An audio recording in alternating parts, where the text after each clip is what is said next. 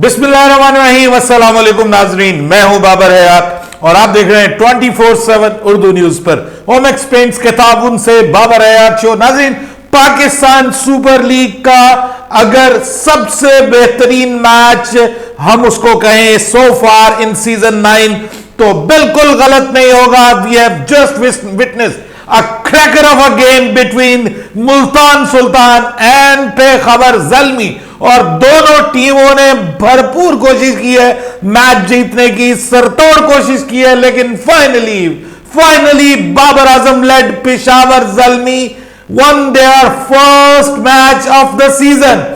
पेशावर जल्मी को most wanted, most awaited जीत जिसका इंतजार था, वो जीत आखिरकार लाहौर में नहीं मिली, मुल्तान में जाकर मिली। और मुल्तान की जो विनिंग स्ट्रीक थी उसको पेशावर जल्मी ने फाइनली तोड़ा है एक अमेजिंग विन के साथ।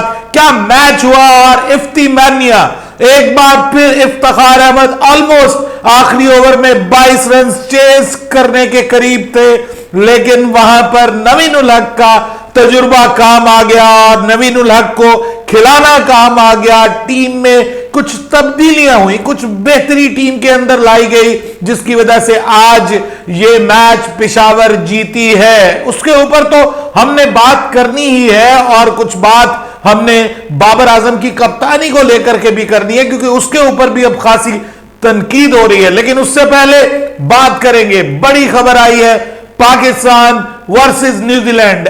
अप्रैल के अंदर जो सीरीज होने जा रही है उसका अब शेड्यूल सामने आ गया है, इब्तदाई शेड्यूल सामने आ गया है, स्टेडियम्स का जिक्र सामने आ गया है। बड़ी इंपॉर्टेंट सीरीज होने जा रही है, और इस सीरीज में क्या पाकिस्तान एक नए कप्तान के साथ जाएगा? जी हां, शाहीन शाह आफरीदी की कप्तानी भी खतरे में पड़ती हुई नजर आ रही है, और पाकिस्तान T20 वर्ल्ड कप में एक नए कप्तान के साथ जा सकता है। वो कप्तान कौन हो सकता है, इसके ऊपर भी थोड़ी सी बात करेंगे।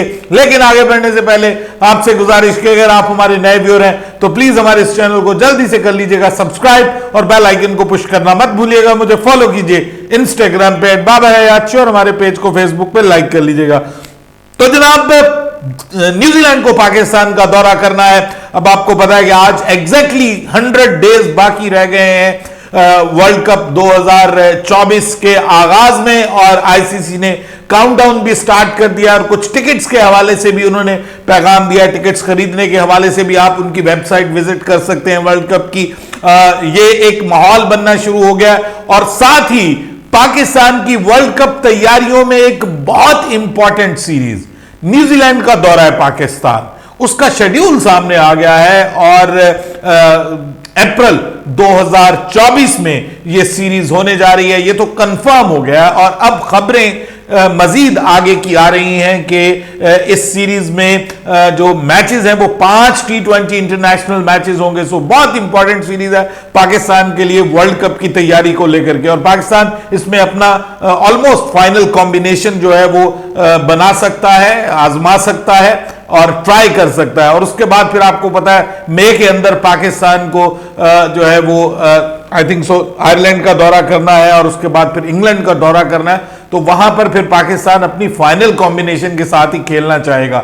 देखना यह है कि इस सीरीज में पाकिस्तान का कप्तान कौन होता है। लेकिन उससे पहले मैं आपको बताऊं कि 13 से लेकर 23 अप्रैल तक प्लान किया जा रहा है, यानी अप्रैल के दूसरे हफ्ते में प्लान किया जा रहा है। और जो दो स्टेडियम सामने आए हैं, लाहौर और रावलपिंडी में ये मैचेस होंगे। कराची में उस वक्त वेस्ट इंडीज की विमेन टीम आई हुई होगी, तो उनका प्लान है कराची में खेलने का। तो यहां पर ये मैचेस जो हैं वो आपको पांचों मैचेस लाहौर और रावलपिंडी में देखने को मिलेंगे। मोस्ट प्रोबेबली 3 मैचेस लाहौर में और 2 मैचेस जो हैं वो रावलपिंडी के अंदर होंगे, ऐसा ही मुमकिन दिखाई दे रहा है। अब असल सवाल यह है कि क्या इस सीरीज में पाकिस्तान एक नए कप्तान के साथ जाएगा?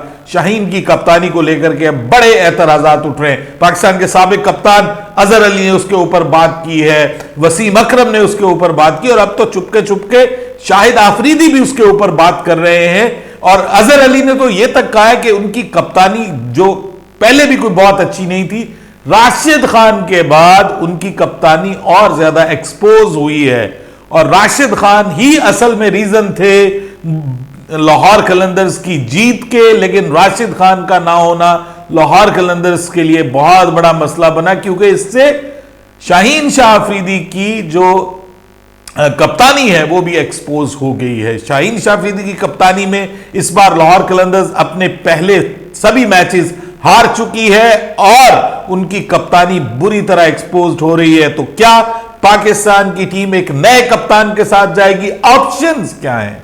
आपके पास ऑप्शंस क्या है? करंटली अगर सभी टीमों के कैप्टन्स को देखें तो आपको पता है कि रायली रूसो तो इस वक्त कोयटा के कैप्टन है, तो वो तो पाकिस्तान के कप्तान हो नहीं सकते। शान मसूद जो है वो इस वक्त कप्तानी कर रहे हैं कराची किंग्स की, तो उनकी तो टीम में जगह बहुत मुश्किल बनती है अनलेस और अनटिल के वो कराची की तरफ से जो रिमेनिंग मैचेस हैं उनमें कोई बहुत ही एक्स्ट्रा ऑर्डिनरी परफॉर्म कर दें।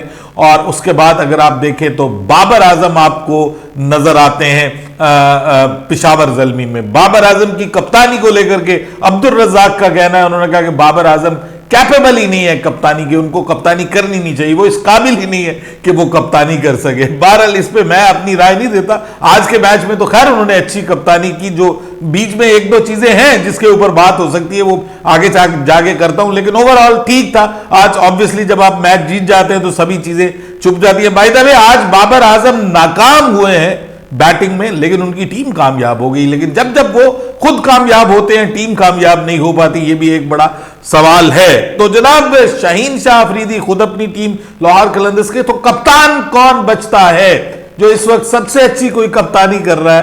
तो फिलहाल तो वो मोहम्मद रिजवान दिखाई दे रहे हैं। तो मोहम्मद रिजवान क्या कप्तान हो सकते हैं, या इमाद वसीम को बाहर से लाया जा सकता है कप्तानी के लिए? वो इस वक्त राइट नाउ कप्तान नहीं है। शादाब खान जो है उनके बारे में बात की जा सकती है, क्या वो कप्तान है बन सकते हैं? वो भी अपने फॉर्म और बॉलिंग फॉर्म और बैटिंग फॉर्म दोनों को लेकर के उनके ऊपर भी कुछ सवालात उठ रहे हैं। तो इस वक्त जो वाहिद चांस नजर आ रहा है जो करंट कैप्टन हैं उनमें से तो मोहम्मद रिजवान का नजर आ रहा है। Let's hope and see, let's wait and see कि क्या होता है। Let's hope for the best rather, कि पाकिस्तान के लिए जो भी हो अच्छा होना चाहिए। आपके ख्याल में क्या शाहीन शाह अफरीदी को कंटिन्यू करना चाहिए या पाकिस्तान का कप्तान तब्दील होना चाहिए? तो जनाब बाबर आजम की लेग टीम ने आज फाइनली ये मैच जीत लिया है। ये बहुत ज्यादा रिक्वायर्ड था, बहुत ज्यादा जरूरी था, लेकिन इस मैच में जो जीत हुई है वो मैं समझता हूं कि ल्यूक वुड जो है उनकी वजह से ये मैच जीता है। उनकी जो बॉलिंग, जबरदस्त बॉलिंग की उन्होंने, और साथ में उन्होंने जो एंड में आके जो क्लोज किया है और रन्स को तकरीबन 180 तक वो लेके गए। 180 का टारगेट दिया है मुल्तान सुल्तान को। मेरे ख्याल में वो बहुत बड़ा डिफरेंस साबित हुआ है और आज कुछ बेहतर टीम खिलाई गई। आरिफ याकूब पहली बार देखा उनको पाकिस्तान सुपर लीग में 3 विकेटें ले गए, हालांकि थोड़ी सी मार पड़ी उनको, 43 रन पड़े उनको, लेकिन उसके बावजूद 3 इंपॉर्टेंट विकेटें और इंपॉर्टेंट मौके के ऊपर उन्होंने विकेटें ली। तो मैं समझता हूं कि उनको भी खिला के अच्छा किया। थोड़ा सा बैड लक भी उनकी रही है इस मैच में, बेहतर कंडीशन हो सकती थी। पहला कैच उनका ड्रॉप हो गया, फिर आउट दिया गया, तो वो विकेट्स मिसिंग। उसके बाद जब उन्होंने अपील की और जो रिव्यू लिया तो उसके ऊपर जनाब वो हो गया, अंपायर्स कॉल हो गई।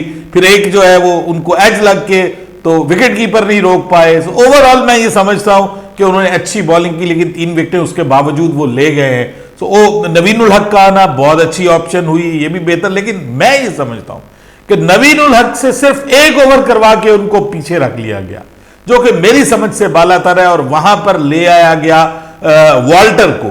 और वॉल्टर का वहां पर आना आपने देखा होगा, वरना पहले 3 ओवर्स में 9 रन बने थे, और मुल्तान सुल्तान को उस 1 ओवर ने जो कि वॉल्टर का था उसने ऑलमोस्ट कम बैक करवा दिया। हालांकि पहला ओवर उनका बहुत अच्छा नवीन उल हक का गया था, और खास तौर पे रिजा हेंड्रिक्स बहुत ज्यादा स्ट्रगल कर रहे थे वहां पे।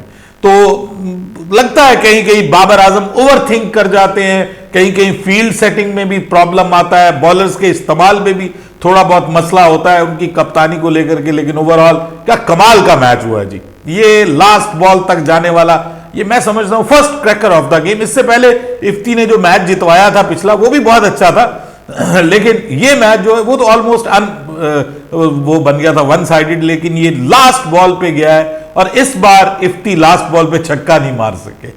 आई थिंक सो कि अगर इफ्ती का साथ थोड़ा सा अब्बास आफरीदी दे देते तो मुल्तान सुल्तान जीत जाता। अब अब्बास आफरीदी ने उतना सीरियसली इस मैच को बैटिंग में नहीं लिया, हालांकि बॉलिंग उन्होंने अच्छी की है, बैटिंग में अब्बास आफरीदी ने उतना सीरियसली नहीं लिया जितना लेना चाहिए। मुल्तान की तरफ से एक बार फिर मोहम्मद अली बहुत अच्छी बॉलिंग करते हुए नजर आए हैं, ये बड़ा जबरदस्त उनका कमबैक हुआ है जी, हैरान कर रहे हैं वो मोहम्मद अली बॉलिंग करते हुए। उसामा मीर लगता ही नहीं है कि वो पाकिस्तान में खेलने वाले उसामा मीर है, बिल्कुल चेंज हो जाते हैं जब पाकिस्तान सुपर लीग में आते हैं और खासतौर पे मुल्तान सुल्तान की तरफ से खेलते हैं। बॉलिंग भी शानदार, 2 छक्के लगातार मारे और वहां पे तीसरा छक्का मारने की जो उन्होंने कोशिश की है ना आरिफ याकूब को, वहां पे वो पकड़े गए। वो समझ रहे थे कि सब हलवा है। मेरे ख्याल में छोटी छोटी गलतियां होती है वो आपको ले डूबती हैं और वही मेरे ख्याल में मुल्तान सुल्तान को आज ले डूबी है। लेकिन मैच बहुत जबरदस्त हुआ, first loss for Multan Sultan लेकिन first win for Peshawar Zalmi, और इस विन के साथ पेशावर ज़ल्मी में भी कोई हौसला आया होगा, कम से कम लगातार 3 मैच वो नहीं हारे। लाहौर कलंदर इस वक्त बिल्कुल बॉटम पे विद 3 मैच लॉस। अपनी राय दीजिएगा कमेंट सेक्शन में। बाबर हयात को इजाजत दीजिएगा, अल्लाह हाफिज।